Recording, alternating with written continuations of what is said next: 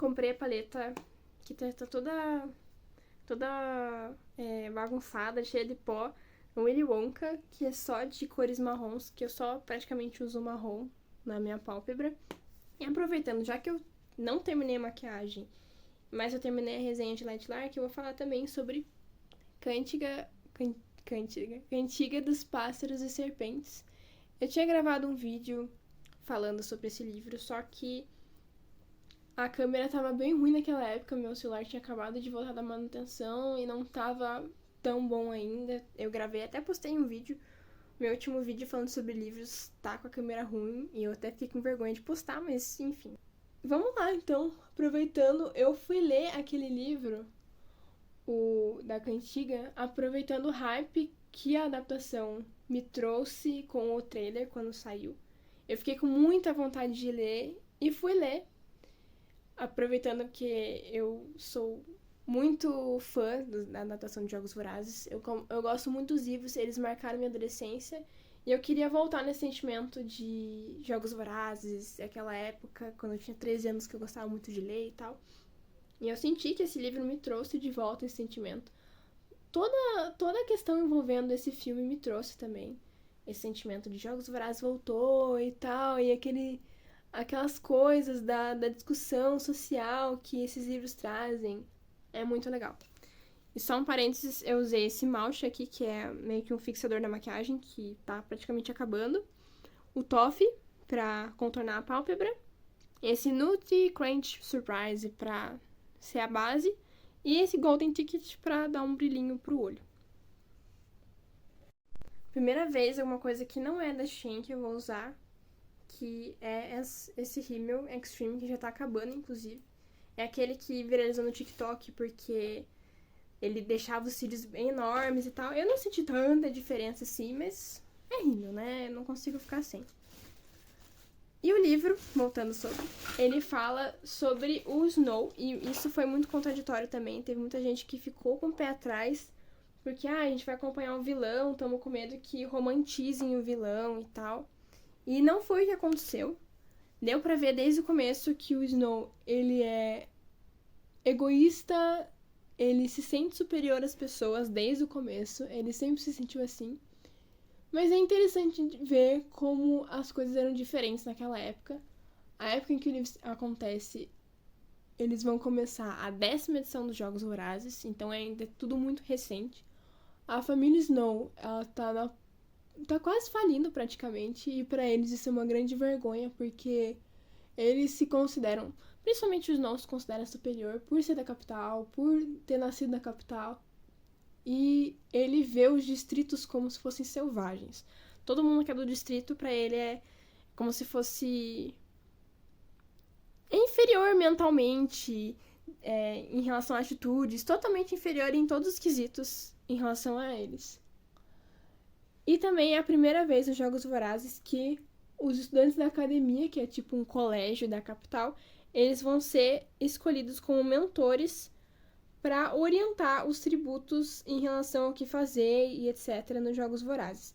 É uma forma que eles encontraram, o pessoal da capital, para fazer com que as pessoas assistam. Eles querem ter ideias, eles querem que o pessoal da academia dê ideias para fazer com que os Jogos Vorazes sejam mais interessantes para o pessoal do distrito. Porque não adianta nada eles mostrarem Jogos Vorazes, porque o objetivo dos Jogos Vorazes é ser uma punição para os distritos, para eles se lembrarem de não se rebelarem contra a capital, mas ao mesmo tempo ser algo que ninguém assiste. Então eles querem que as pessoas assistam, e eles chamam o pessoal da academia, incluindo o Sejanus Snow. Sejanus Snow. O Snow. O Coriolanus Snow, pra poder orientar. E o Snow, ele fica com uma garota do Distrito 12, que é a Lucy. Na verdade, a Lucy nem é do Distrito 12. Ela faz parte de uma banda, assim, que é meio nômade, que eles vão pra vários distritos. Só que, ocasionalmente, ela estava no Distrito 12 naquela época. E pareceu que foi meio armado pra ela participar dos Jogos Vorazes, porque queriam ela morta. E ela acabou sendo escolhida como tributo para participar dos Jogos Vorazes em nome do Distrito 12. E o Snow, ele já fica meio assim, porque... é do 12, né? Ele já tem um preconceito contra o 12. Mas quando ela aparece pela primeira vez, ela já chama atenção, porque ela é toda colorida. Ela canta muito bem. Ela já faz uma ceninha na hora que chamam ela. E ele começa a ver, até a gente começa a ver o valor do entretenimento para que as pessoas assistam. O quanto o entretenimento, o quanto trazer um drama, trazer uma narrativa é importante para que as pessoas tenham vontade de assistir os Jogos Vorazes. Delineador da Tango, também outro que não é da Shein, ele tem esse carimbo, que eu não uso mais. Eu aprendi no TikTok como é que faz um delineador melhor.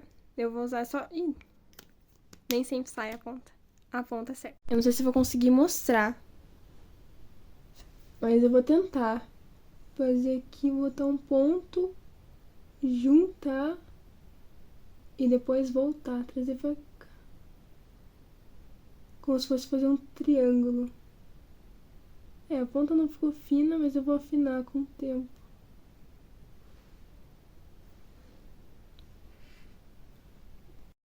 Eu quase achei que ia estragar minha maquiagem. Que o olho tinha ficado... Eu resolvi trazer o delineado até o fim. E eu achei que tinha ficado feio, mas ficou legal. Não costumo fazer isso, né? A gente inventa de fazer essas coisas logo quando é importante, não pode estragar a maquiagem, mas enfim. Vou tentar passar um lápis branco. Não sei, será que dá certo? Não sei. Não sei se passo. Enfim, vou tentar.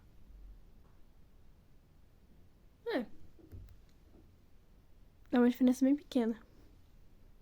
Vou passar mais camadas de rímel. A partir desses Jogos Vorazes, o Snow ele dá várias ideias que são aplicadas, a gente vê acontecendo inclusive na Katniss, como a questão dos patrocinadores, das apostas, e também há aquela narrativa de entretenimento que o pessoal acaba se afeiçoando. No meio disso a gente tem outras questões que são Sejanos, agora sim Sejanos.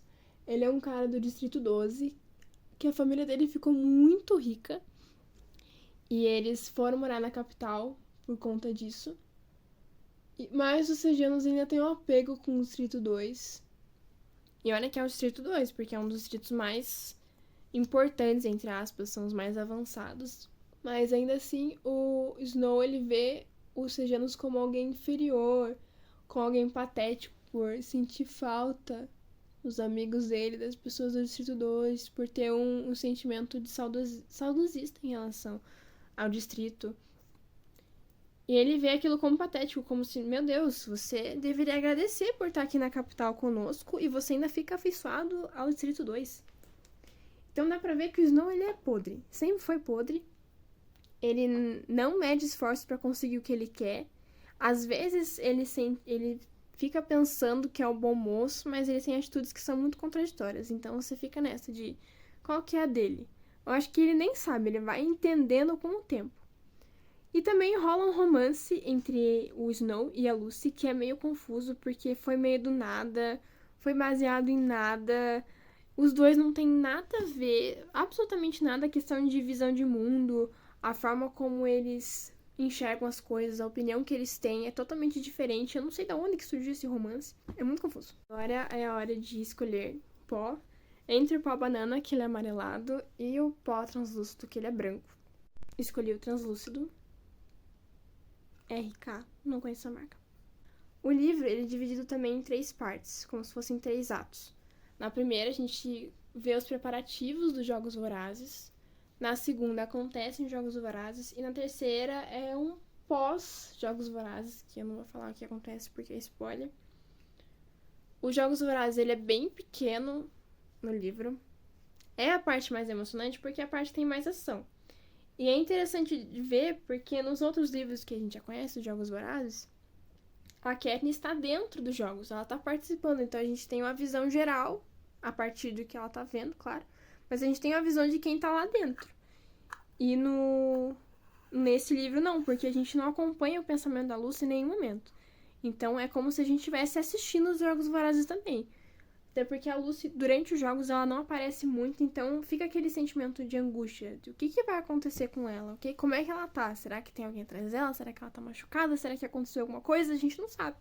Porque a gente tá acompanhando sempre o Snow.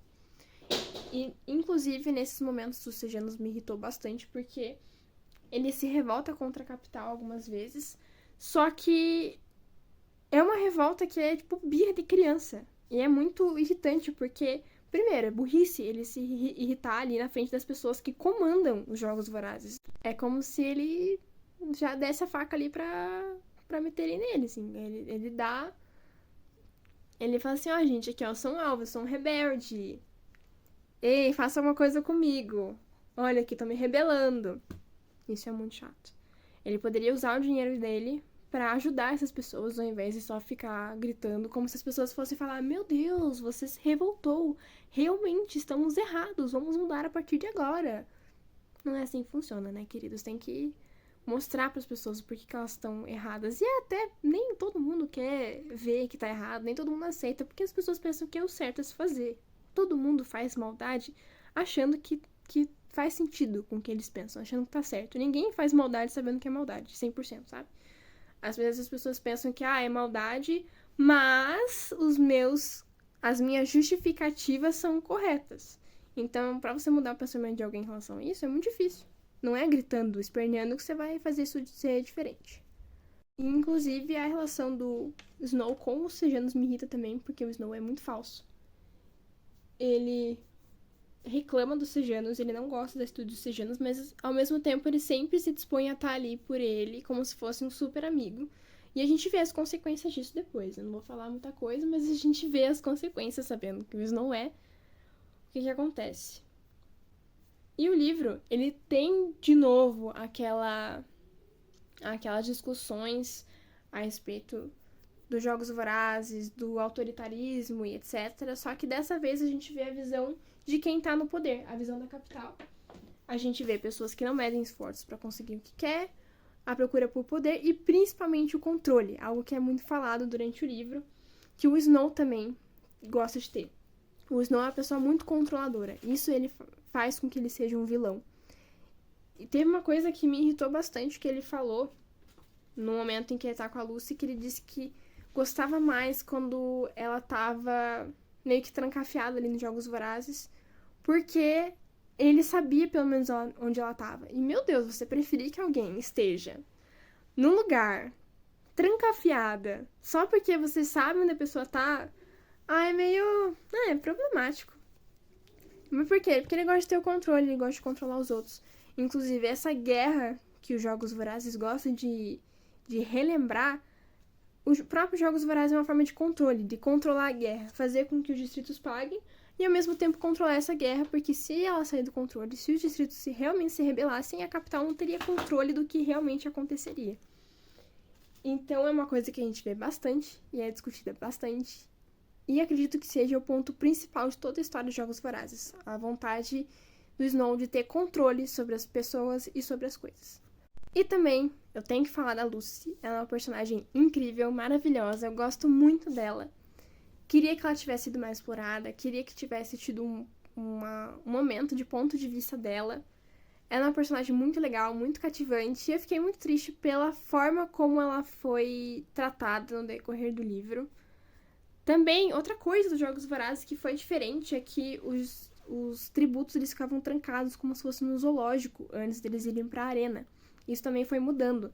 As melhores condições de vida para os tributos foram melhorando a partir do momento em que a capital viu que eles deveriam ser tratados de uma forma melhor antes de entrar na arena, porque não faz sentido eles entrarem mortos de fome, com picadas de de animais, sendo tratados com total desprezo. Isso não fazia sentido porque eles deveriam estar em boa forma para poder entrar lá e usar todo o seu potencial durante essa competição. Mas voltando pra Lucy, a história dela é legal, as músicas dela são legais, e inclusive, como muita gente já deve ter falado, que a música da Árvore Forca, que a Katniss canta, é uma música da Lucy, que ela compôs, e a gente vê a cena em que trouxe essa música à vida, e é muito interessante, e também traz o questionamento, como que a Katniss sabe dessa música? Porque ela foi proibida, a gente descobre durante o livro que ela foi proibida de ser cantada.